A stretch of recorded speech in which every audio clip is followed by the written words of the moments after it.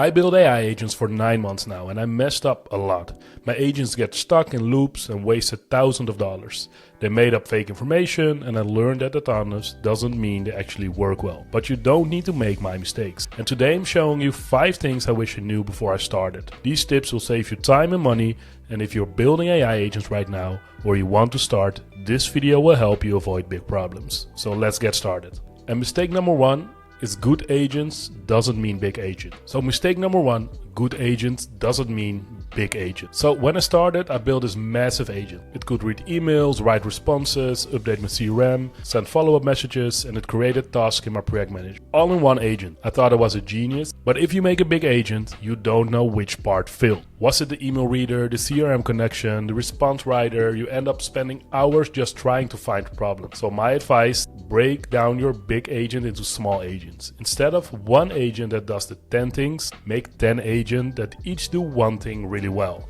So for example, I now have one agent that reads emails, I have one agent that writes responses, I have one agent that updates my CRM, and if something breaks, I know exactly where to look. Plus I can test each agent separately. It's faster to build and way easier to fix. Start small, build one simple agent that does one job very well, and then add more agents later. Trust me, your future self will thank you. So now we go off to mistake number 2, and that is no clear outcome. I started building before I knew what I wanted. This sounds dumb, but it's the most common mistake I see.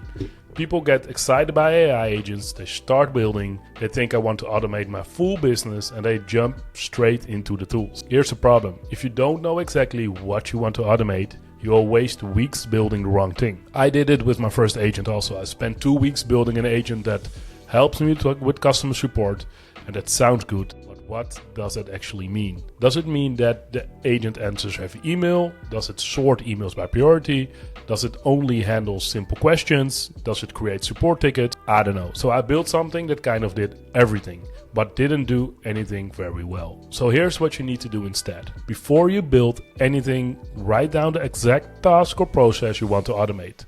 And be super specific. So don't say, I want to automate customer support. Say, I want an agent that reads new support emails, checks if the question is in our FAQ database, and sends the FAQ answer back to the customer. So do you see the difference? The second one is clear. You know exactly what the agent needs to do.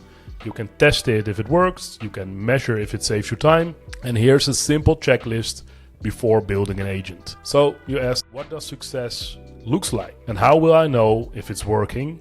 And what should happen if it fails? So spend 30 minutes answering these questions. It will save you 30 hours of building the wrong thing. And I promise you that the best agents solve one specific problem really well. Figure out your problem first and then build a solution. Alright, now we go to mistake number 3. Garbage in is garbage out. So there's an old saying in tech, garbage in, garbage out. It means if you put bad information into a system, you get bad results out. I learned this the hard way. I built an agent that organizes my customer data. I was so excited I connected it to my messy spreadsheet. Basically everything. The agent ran and it created chaos. It combined different customers into one person. It sent emails to all old addresses that didn't work anymore. It marked active customers as inactive. It was a disaster. The problem was the data. My spreadsheet was a mess. I had duplicate entries, I had typos in my email address, I had blank fields everywhere, I had old information mixed with new information, and the AI agent just made my mess bigger and faster. Here's what I should have done before building this AI agent. I should have cleaned my data first. This means remove duplicate entries, fix typos and formats, and delete outdated data. Make sure everything follows the same format.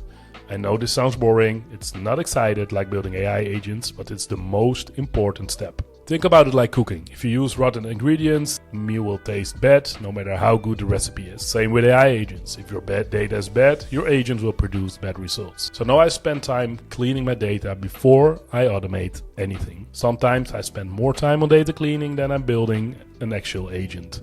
And you know what? My agent works so much better now. So before you build your next AI agent, look at your data. Is it clean? Is it organized? Is it accurate? If not, fix it first. Clean data makes good agents and messy data makes expensive mistakes. So now we go to mistake number 4. No error handling. So I didn't plan for things to go wrong when I built my first agents. I only thought about it when they work perfectly. The agent gets the data, does the jobs and finishes. Perfect. Except that's not how the real world works. The real world agents fail a lot. The API you're using goes down, the internet connection drops, data format changes, a field you expected is suddenly empty. These things happen all the time. So my first agent broke on day 3. An API went down for maintenance, my agent tried to connect, could not, and just stopped. It didn't tell me there was a problem, it didn't try again, it just died silently. I didn't notice that for 2 days, and by then I had a backlog of work and angry customers wondering why nobody responded to them. So this is called error handling. It means planning for what happens when things go wrong. And here's the truth, if you don't build error handling into your agent, it will break the first time something unexpected happens. How do you add error handling? Here are basically the basics. You implement try again loops. If something fails, your agent should be trying again. Maybe the API was just busy. Try 2 or 3 times before giving up. Error logging. When something goes wrong, write it down somewhere. I sent all my errors to a Google Sheet or a Notion database, and that way I can check what went wrong and fix it. You have the error logging node in n8n, easy to use, and you can monitor all your errors. Also have fallback plans. So what should happen if the agent can't complete a task? Maybe it sends you an email, maybe it adds the task to a manual review list, maybe it skips that item and moves to the next one. Decide this before you build. Now we go to number 5, not testing in small steps. So this is related to mistake number 1, but it's worth talking about it separately. When I started, I would build an entire agent from start to finish. Then I'd run it in the hope it worked, and it never worked the first time. And when it doesn't work, I had to go back and check every single step to find the problem. And it was exhausting. Now I do something different. I test in small steps, and here's how. I build one piece of the agent, then I test just that piece if it works, and I add the next piece. Then I test it again. I keep doing this until the whole agent is done. So for example, I'm building an agent that reads emails and creates tasks. First, I built a part that connects to email and I test it. Then I built a part that reads one email and I test it. Then I built a part that extracts information from the email and I test it. Then I built a part that creates a task and I also test that. And finally, I connect everything and test the whole thing. So this takes a little bit more time up front, but it saves so much time when things go wrong. So when a problem happens, I know exactly which piece is broken because I just added it. Testing in small steps makes you confident.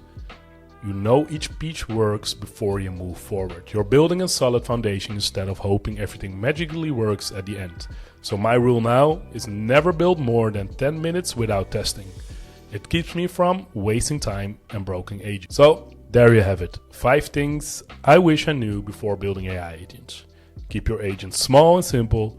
Know exactly what you want to automate before you start cleaning your data. Build error handling from the beginning and test in small steps. So these lessons cost me months of time and thousands of dollars to learn.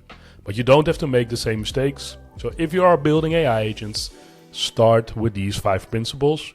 Your agents will work better, break less, and save you actual time instead of creating more work. So what's your biggest challenge with AI agents right now? Let me know in the comments. And if this video helped you, hit that like button and subscribe for more AI automation videos. So thank you for watching, and I'll see you in the next video.